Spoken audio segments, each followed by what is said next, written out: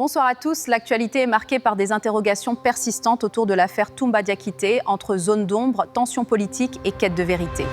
C'est comme ça, c'est le montage là, le faux dossier là qu'ils ont fait derrière moi, pensant qu'ils pouvaient organiser le procès là sans moi. Ça ne peut pas marcher. Mais voici à Conakry. Vous avez été arrêté le 16 décembre 2017 ou 16 à Dakar. Il faut dire que j'ai donné ma position. D'accord. Et extradé en Guinée. C'est moi qui ai donné ma position. D'accord. Donc vous étiez en fuite. Vous étiez en fuite. Et Dieu m'a donné les pieds pour les utiliser. C'est ça. Il m'a pas dit de m'arrêter. Voilà. Ça n'a pas commencé par moi seul. C'est ça. C'est ça. Voilà. Vous savez pourquoi vous avez fui, vous le savez? Vous savez pourquoi vous avez fui? Expliquez-moi, maître. Non, vous le savez. Non, expliquez-moi. Quand il y a 150 morts. Et c'était ça? Des viols. C'était ça? Des pillages. Non, si c'était ça, oui, je pense que je n'allais pas quitter. Dites-moi, par quelle voie vous êtes sorti de la Guinée? C'est pas ça, par quelle voie vous êtes sorti de la Guinée? Par quelle voie vous êtes sorti de la Guinée? Bord. Par quelle voie vous êtes sorti de la Guinée? Voie? Oui. Et vous n'avez pas contribué. Comment je vais vous expliquer? C'est ça. Maître, vous m'avez pas aidé. Si vous m'avez aidé, je l'ai donné. Ce mois Toumba Diakité aujourd'hui, tout le monde parle la mort de Toumba, mais tout a commencé dans le silence, puis les cris, des vies perdues, des familles détruites, des larmes qui ne sèchent pas. Et depuis ce jour, la tristesse vit encore dans les cœurs. La Guinée n'oublie pas, écrit, on n'oublie pas, partage pour que la mémoire reste vivante. Parce que certaines histoires font trop mal pour disparaître. Je suis parti. Moi, lorsque je jure sur le Coran, je ne reviendrai plus en arrière. Parce que Dieu dit, Ya ayyuhallazina amanu, lima taquluna ma la taf'aluna. Kabura magtan inna Allahi an taqulu ma la taf'aluna. Il dit, vous les croyants, ne dites pas ce que vous n'allez pas faire.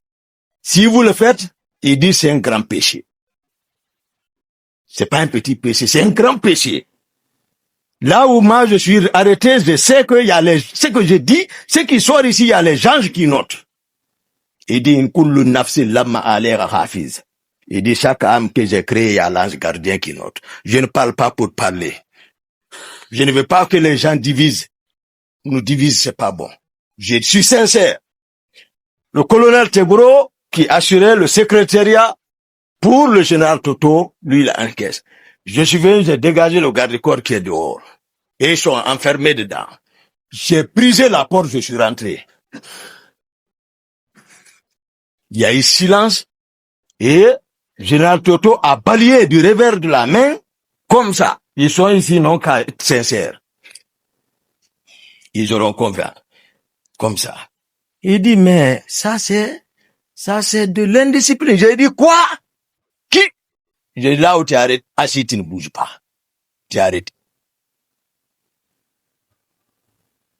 Oui? Aussi, si c'est pas vrai ce que je dis, il y avait un civil là-bas, un seul civil était là-bas, il s'appelle Demba Dafé. Il était je l'ai vu dans la mouvance RPG, il était député, un noir grand, il était là. Assis dans la, j'ai dit de se lever, jeune homme, j'ai remis l'arme, j'ai dit flanque-toi. Il s'est assis. Je suis parti contre Teboro. J'ai ramassé les papiers en bas de ce qui notait. Et tous ils ont fui. Ils ont laissé la salle. Mon patron, lui, c'est, maintenant, il s'est approché. Voilà. Toumba. Maintenant, quand je le quitte, les gens, les Bunduka, qui est préfet de Fra, ils viennent, ils prennent Dadis, ils vont le effrayer là-bas. Quand je viens, ils fuient. Jusqu'à, on a imposé là-bas.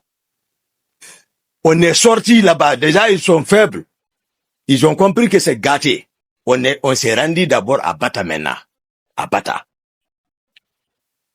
À Bata, moi, j'ai assuré la sécurité totale pour montrer que Dadis est présent. Au bataillon, même Grand Pivi n'était pas dedans là-bas. Pivi, même, je le voyais, lui aussi cherchait pour que si on pouvait le supporter, si on s'entend pas là-bas, lui aussi prend. Ouais. Il était en bas.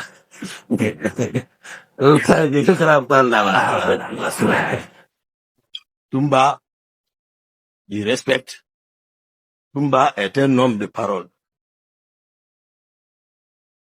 Et Toumba n'a pas peur. Je n'ai peur que de tout-puissant Allah.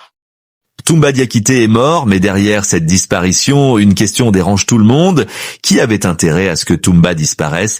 Parce qu'on ne parle pas d'un détenu ordinaire. On parle d'un homme qui, même en prison, pesait lourd, très lourd, populaire, écouté, respecté, un homme capable de rassembler, et surtout, un homme qui pouvait devenir un acteur politique majeur.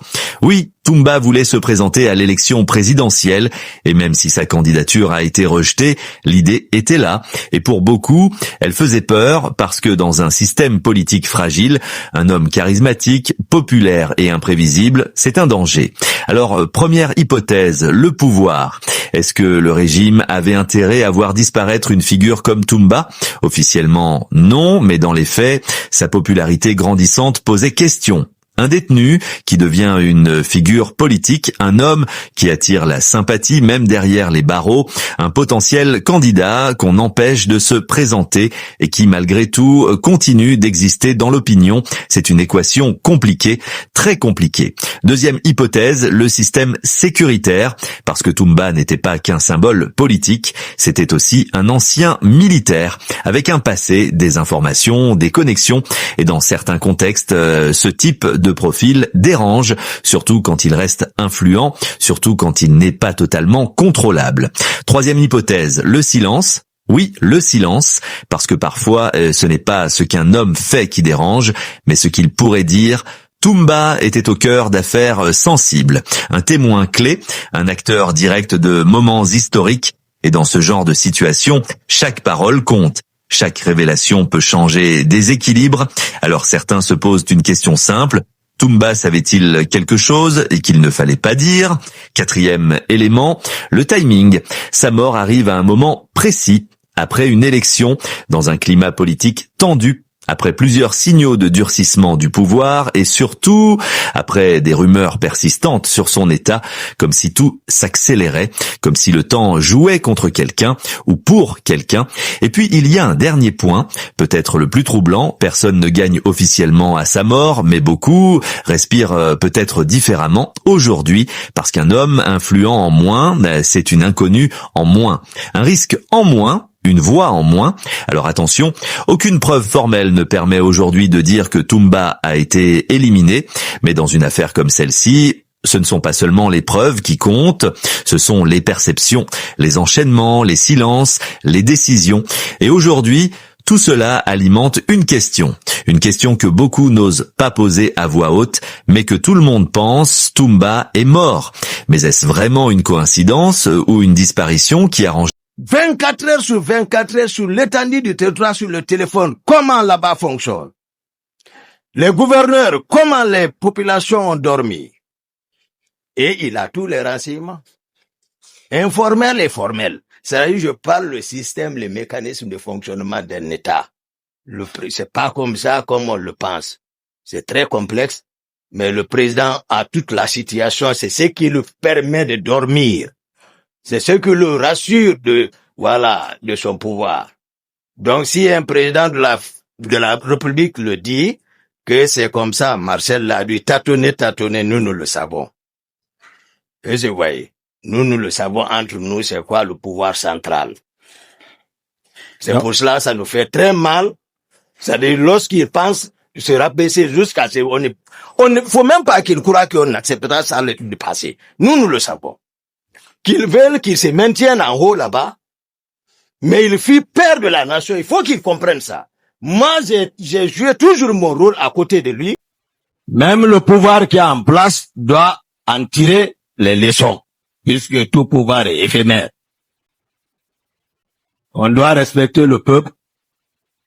Ce qu'on n'avait pas, il faut le reconnaître, que ce procès, on a beaucoup appris. Ici, nous qui sommes accusés, Et même pas nous et d'autres aussi qui le suivent de partout. Chacun a appris quelque chose dedans. Donc, les prières, c'est pour ne plus que notre pays connaisse encore un tel événement. Je prie Dieu de protéger la Guinée, de protéger notre pays, de faire en sorte que les Guinéens puissent marcher ensemble, main dans la main, dans la paix et une Guinée réconciliée. Je vous remercie, Monsieur le Président.